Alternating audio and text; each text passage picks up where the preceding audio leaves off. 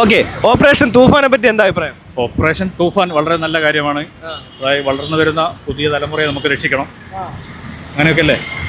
അപ്പോൾ മുന്നിലെ ഇപ്പൊ പിണറായി സർക്കാർ ചെയ്തില്ല എന്നാണോ നിങ്ങൾ പറയുന്നത്? അങ്ങനെയൊന്നുമില്ല, പിണറായി സർക്കാർ കഴിവിൻ്റെ പരമാവധിയൊക്കെ ചെയ്തിട്ടുണ്ട്. ഇപ്പം പുതിയ ആഭ്യന്തരമന്ത്രിയൊക്കെ വന്നപ്പോൾ തൂഫാനെ എന്നൊക്കെ പേരൊക്കെ ഇട്ട് ഒന്നും കൂടി ആക്റ്റീവായിട്ടുണ്ട്. അതിൽ സന്തോഷം. ഇത് എന്നും ആക്റ്റീവ് ആയിരിക്കുമെന്ന് പ്രതീക്ഷയുണ്ടോ? തീർച്ചയായിട്ടും ആക്റ്റീവായിരിക്കണമല്ലോ. കേരളത്തിലെ പൊതുസമൂഹവും പോലീസും ഗവൺമെൻറ്റും എല്ലാവരും സപ്പോർട്ടായി വരട്ടെ, സപ്പോർട്ട് നിൽക്കും. ഇതുകൊണ്ട് നിർത്തുമെന്നാണ് പറയുന്നത്? നിർത്താൻ സാധ്യതയില്ല, തുടരട്ടെ. അതല്ല ഞാൻ പറയുന്നത്, ഡ്രഗ്സും ഈ പറഞ്ഞ സംഭവങ്ങളെ തൂത്തുമാറ്റും അതൊന്നും ഒരിക്കലും സാധ്യമല്ല. എന്നാലും അത് എന്തുകൊണ്ടായിരിക്കും സാധ്യമല്ല എന്നൊരു കാരണം പറയാം. അങ്ങനെയാണ് ലോകം ഇപ്പോൾ. എന്താന്ന് ഞാൻ പറയട്ടെ, ഇവർ പിടിക്കുന്നതല്ല ഈ പാവപ്പെട്ടവരെ പിടിച്ചിട്ട് കാര്യമില്ല. അങ്ങനെ ഉണ്ടോ? ഉണ്ട്. കാരണം എന്ന് വെച്ചാൽ ഏറ്റവും ലോ ലെവലിലുള്ള കച്ചവടക്കാരെ പിടിച്ചാൽ അവിടെ ഇനിയും 1,00,000 പേര് കച്ചവടക്കാരാവാൻ റെഡി ആയിട്ടുണ്ട്. സാധ്യതയുണ്ട്. ആഗോളമായിട്ട് ഡ്രഗ്സ് ആണല്ലോ മൊത്തം. അതെ, ഇത് ലാൻഡ് വഴി, വെള്ളം വഴി, എയർ വഴിയൊക്കെ വന്നോണ്ടിരിക്കുക. ഇത് തടയണമെന്നുണ്ടെങ്കിൽ ഈ പറഞ്ഞ ആൾക്കാരുടെ കൈ കിട്ടിക്കഴിഞ്ഞിട്ട് അവരെ പിടിച്ചിട്ട് കാര്യമില്ല. കാരണം ഇതെല്ലാം അങ്ങേ അറ്റത്തുള്ളവരെ പിടിക്കുന്നത്. ഈ ഔട്ടർ സർക്കിളാണ് ഇത്. ഏറ്റവും അറ്റത്തെ കണ്ണിയാണ് ഇവർ പിടിക്കുന്നത്. അത് ഒത്തിരി പേരുണ്ട്. ഇപ്പോൾ 1,00,000 പേരെ അവർക്ക് പിടിക്കാൻ പറ്റും. വേണം അത് അത്രയും പേര് പിടിച്ചു കഴിഞ്ഞാൽ വേറെ 2,00,000 പേര് കച്ചവടത്തിന് റെഡിയായി വരും. ഇവരെല്ലാം ഇതിനെല്ലാം കൂടെ കൊണ്ടുപോയിടാൻ ജയിലും ഇല്ല. അല്ല, പരമാവധി ഗവൺമെന്റിന്റെ ഭാഗത്ത് സപ്പോർട്ടും പബ്ലിക് ജനങ്ങളും പോലീസൊക്കെ നോക്കിയാൽ കുറെ നമുക്ക് കേരളത്തെ രക്ഷിച്ചെടുക്കാം. അപ്പൊ എന്താ ചെയ്യണമെന്നറിയോ? ഈ പിടിക്കുന്നവർക്ക് ഒരു കൗൺസിലിംഗ് പോരാ, സൈക്യാട്രിക് ട്രീറ്റ്മെന്റ് തന്നെ കൊടുക്കേണ്ടി വരും. കാരണം ഇവരെല്ലാം അഡിക്റ്റ് ആയതുകൊണ്ട് ഇവർ കച്ചവടത്തിൽ എത്തുന്ന മനസ്സിലായി. അപ്പൊ അവർക്ക് ട്രീറ്റ്മെന്റ് കൊടുക്കുന്നില്ല. അതെ, ഇത് മദ്യവും മയക്കുമരുന്നൊക്കെ ഉപയോഗിച്ച ആൾക്കാരെ സൈക്കാട്രിയും ചികിത്സയൊക്കെ കൊടുത്ത് രക്ഷപ്പെടുത്തിയ ഒരുപാട് ആൾക്കാരൊക്കെ നമുക്കറിയാം. ഉണ്ട്, പക്ഷെ അത് ഗവൺമെന്റ് ഫെസിലിറ്റിയിൽ ഡയറക്ട്ലി ഇല്ല. കാരണം ആരോഗ്യ സുരക്ഷാ വകുപ്പ് മെന്റൽ ഹെൽത്തിനെ കൺസിഡർ ചെയ്യുന്നില്ല.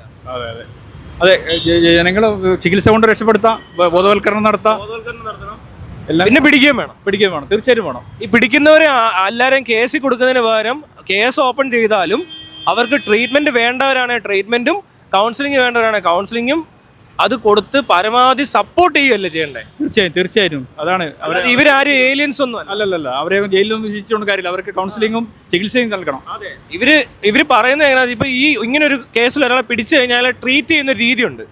അതായത് മാധ്യമങ്ങളിലിട്ട് നാറ്റിക്കുക, കേസിൽ കുടിക്കുക, അവനെ ഉപദ്രവിക്കുക, അവനെ നാറ്റിച്ച് കൈ കൊടുക്കുക, അവൻ രക്ഷപ്പെടണമെന്ന് വിചാരിച്ചാൽ പോലും പിന്നെ രക്ഷപ്പെടാൻ പറ്റത്തില്ല. അതെ, അതൊന്നും കൂടി എനിക്ക് മാനസികമായ പ്രശ്നങ്ങൾ ഉണ്ടാക്കും. സമൂഹത്തിൽ പുറത്തിറങ്ങാൻ പറ്റാണ്ടാവും, കുടുംബക്കാർക്ക് കാണാൻ പറ്റില്ല. അപ്പൊ അങ്ങനെ ഒന്നും കൂടി ആകുമ്പോൾ അവന് ജോലി കിട്ടത്തില്ല, പുറത്തു പോകാൻ പറ്റില്ല, ഒറ്റപ്പെടുത്തും, സമൂഹം തന്നെ ഒറ്റപ്പെടും. അങ്ങനെയാണ് നമ്മൾ കണ്ടിരിക്കുന്നത് ഈ കേസിലൊക്കെ പിടിച്ചിരിക്കുന്ന ആളുകൾ. അപ്പൊ മാധ്യമങ്ങൾ ചെയ്യുന്നത് ശരിയാണോ? മാധ്യമങ്ങൾ ചെയ്യുന്നത് കുറെയൊക്കെ ശരിയാണ്, കുറെ പറ്റാത്ത കാര്യങ്ങളുണ്ട്. ഇതെങ്ങനെ ശരിയാവും? ഇങ്ങനെ ഒരാളുടെ മിക്കവരുടെയും വീഡിയോ വരാറുണ്ട്. അതെ, വീഡിയോ വരാറുണ്ട്. പക്ഷെ ഇത് അറിഞ്ഞിട്ട് പുറത്ത് കുറെ ആൾ മാറി നിൽക്കട്ടെ, മാധ്യമങ്ങളിലൂടെയും പൊതുസമൂഹത്തിൽ ഇത് കാണുമെന്നുള്ളേ. കാണുമെന്നറിഞ്ഞ് മാറി നിൽക്കുന്നവരല്ല ഇവര്. പിന്നെ കൊലപാതകം ചെയ്യുന്നവര് ഇത് കൊലപാതകത്തിന് ശിക്ഷ ഇല്ലെന്ന് അറിഞ്ഞുകൊണ്ടാണ് ഇവര് കൊലപാതകം ചെയ്യുന്നത്? ഒരിക്കലല്ല. അവർക്ക് ആ സമയത്ത് അങ്ങനെ തോന്നുന്നതുകൊണ്ട്. പിന്നെ മാത്രമല്ല, ഇവിടെ ഈ കഞ്ചാവിനെ പറ്റിയും കള്ളിനെ പറ്റിയൊക്കെ പറയുമ്പോൾ കള്ളാണ് കൂടുതൽ ഡേഞ്ചറസ് ആയിട്ടുള്ള ഡ്രഗ്സ് ശരിക്കും. പക്ഷെ അത് ഇല്ലീഗലായിട്ട് വിൽക്കുന്നുണ്ട്, അതിന്റെ ഭയങ്കരമായ പ്രശ്നങ്ങൾ നാട്ടുകാർ അനുഭവിക്കുന്നുണ്ട്. അങ്ങനെ ഉണ്ടെങ്കിൽ കള്ളും അത്രയും സീരിയസ് ആയിട്ട് ഡീൽ ചെയ്യണ്ടേ?